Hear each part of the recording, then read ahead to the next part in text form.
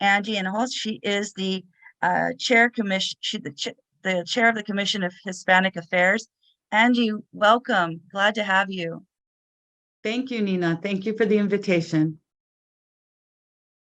Good morning and welcome to my beloved Latino community from across this beautiful state of Washington. It is an honor to be with you here today on a day when our Latino community is gathered together to meet with Governor Inslee and our state representatives to celebrate our communal voice. My name is Angie Hinojos. I'm the chair of the Washington State Commission on Hispanic Affairs.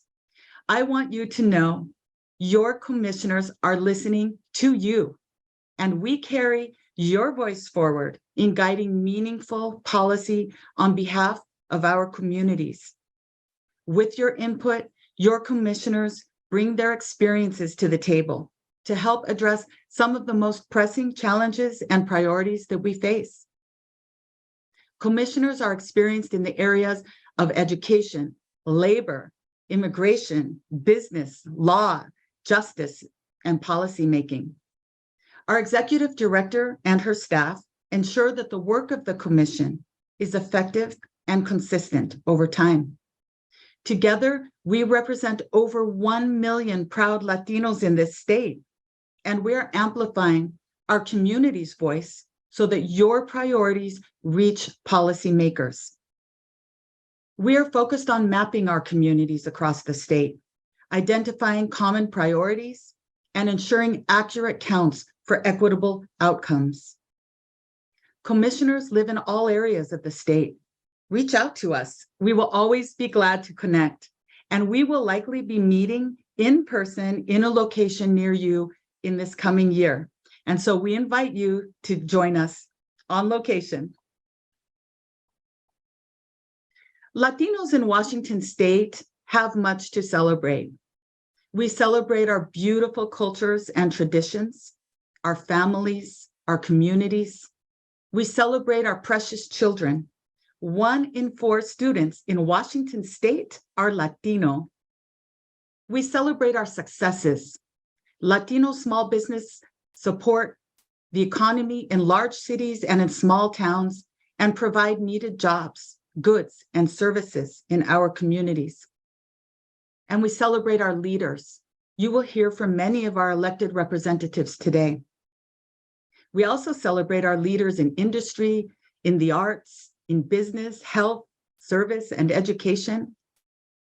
We celebrate our grassroots community leaders and our incredible youth leaders, as well as our elders who share their wisdom and knowledge. We celebrate our innovative spirit. We are creative, we are hardworking, and we persevere even through adversity. We are resilient, though we should not have to work twice as hard for half as much. We celebrate our history. Our children learn the history that they study at school, and at home they learn our truths, the ones that we must tell them so that when they go out into the world, they are prepared. In our learning, we're eager to acknowledge the accomplishments of Latinos who have contributed and continue to contribute to the building of this country and this state. Latinos have a rich history of service in our state. Many of our family members, including my own father, served this country in the armed forces. Our Latino veterans deserve our recognition and respect for their service. My father followed the memory of his older brother to Los Angeles. He was an uncertain teenager, dreaming the same dream that so many others before him carried in their hearts. The search for opportunity, the chance to contribute, to learn, to have choices in determining how his life might unfold. Our community's contributions don't always see the pages of the history books. Did you know that in the 1790s, Mexicans produced among the first in-depth topographical and scientific studies that were shared outside of this region? And those studies were of Washington State. what would become Washington State. They created an ecological catalog of hundreds of plants, animals, and birds, as well as the first detailed landscapes to be extensively shared. Did you know that in the 1850s, the mule packing industry here in Washington, operated by Mexicans, opened up the region to mass distribution of goods and established commercial transportation routes in Eastern Washington that were essential to the growth of the state. Later, starting in the 1940s, Mexicans would begin a long history of contributing to the agricultural and railroad industries. Since that time, Latinos in our state have grown to include Central Americans and South Americans and others. We are a group comprised of a multitude of identities. We have been instrumental in creating social change as well as cultural change. Wherever we live, our communities adopt our food, culture, and music, and we know why, because it's amazing. We celebrate our combined history, our hard work, and pride in who we are. We also know that we have been traversing through dark years, capped by the pandemic, where many in our communities have experienced grave losses. We have been moving through a treacherous night with no light to guide our path, and with our sorrows gently settled around our shoulders, a reminder that we bear a grief that will never leave us. We have lost jobs, we have lost homes, we have lost loved ones. For many, cherished dreams that we held have been pushed into the dirt at our feet, and yet we still nurture a seed of hope. We tend it quietly, starting over, sprinkling water from our palms, looking for a day when that seed will sprout from the warm earth and grow into something brilliant, and it will. In those times when there was nothing, in the dark days during the pandemic and before the pandemic and even now, I saw our people sharing food with strangers, cradling each other's babies, consoling the ill and forgotten, and enfolding into their arms those who had even less. I saw children caring for grandparents who no longer recognized them. I saw our elders guiding lost teens into adulthood. I saw adults scraping every day to salvage pieces of their former lives, forced to make choices that were designed to break us: food or medicine, a home or an education. But we don't break. We work, we study, we sing, we love, we celebrate. We all mostly want the same things: financial stability, a safe place to call home, healthy food, access to doctors, and an education for ourselves and for our children. We want representation in government and in our institutions. We not only want to have a presence, but we also want to be part of decision-making so that we can be the authors of our own destinies and enjoy the same rewards that others have been granted. We must question systems that do not work for us and that sometimes even work against us. We must carry on the work that others before us have begun to create systems that respect the needs of our communities in ways that resonate with us. I'm proud to live in Washington State, where we value our communities, where we take care of each other, from creating new mechanisms to provide supports for undocumented individuals, to protection of civil rights. We value justice. And in Washington, we work to create safe and inclusive environments for all. In that regard, each of us has a responsibility to uphold. If you are eligible to vote, register and vote. Exercise your power and encourage others to do the same. For our youth, seek opportunities to further your education. Enroll in the trades, in community and technical colleges, in university.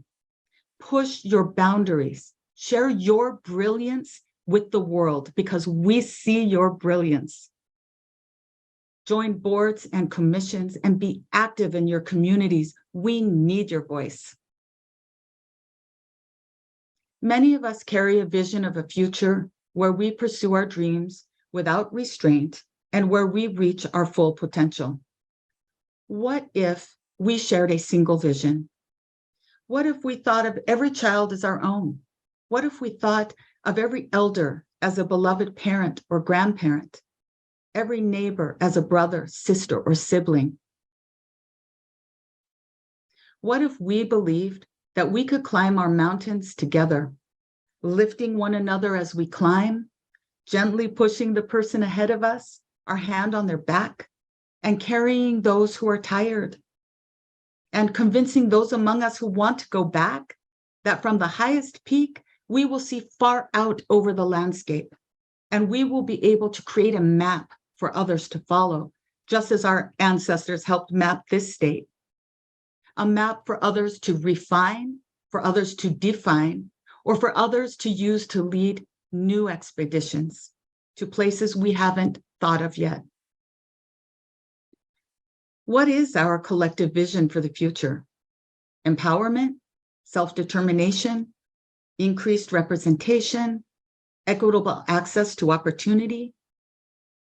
If we are to achieve a shared vision, we must do it together, in unity, in solidarity. What if we dreamed together, planned together, excelled together, and celebrated together? The time is now. Ya es tiempo. Thank you. Gracias. Thank you, Angie. Very inspiring. I did want, before I let you go, could you share how stakeholders can reach the commission? Absolutely. Thank you, Nina. The commission has a website and is online.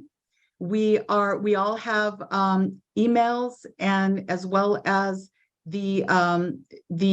our executive director, so you can reach out to the executive director or to commissioners individually. Also, you can see the meeting agendas online, and we really welcome participation from community in our commission meetings. And there's always time for public comment. Those are open public meetings. We love to see community be part of that. Excellent.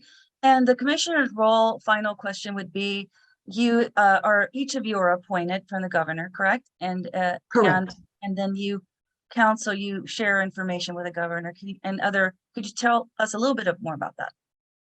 Yes, thank you.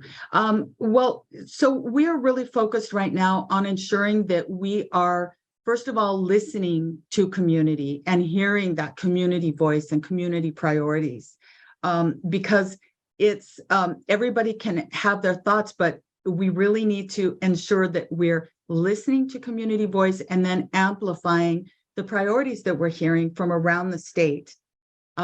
So part of that is mapping and understanding where our communities are around the state, keeping strong channels of communication open, and then utilizing that information to be able to guide policy and to be able to really ensure that the voice of our community is being heard and is showing up in the work that we're doing in policy making at the state level. Right. And then you do, I know the commissioners on the state, I know we've been partners with Latino Civic Alliance and CHA for many years, great history together. You do have, also talking to the governor, you meet with the governor as well. I know he's going to join us here in a little bit for our special program he does every year, but I definitely want to make sure that we know how to reach you. And so again, the website is, I think we have it in the chat. It's www.cha.wa.commissioners, I believe.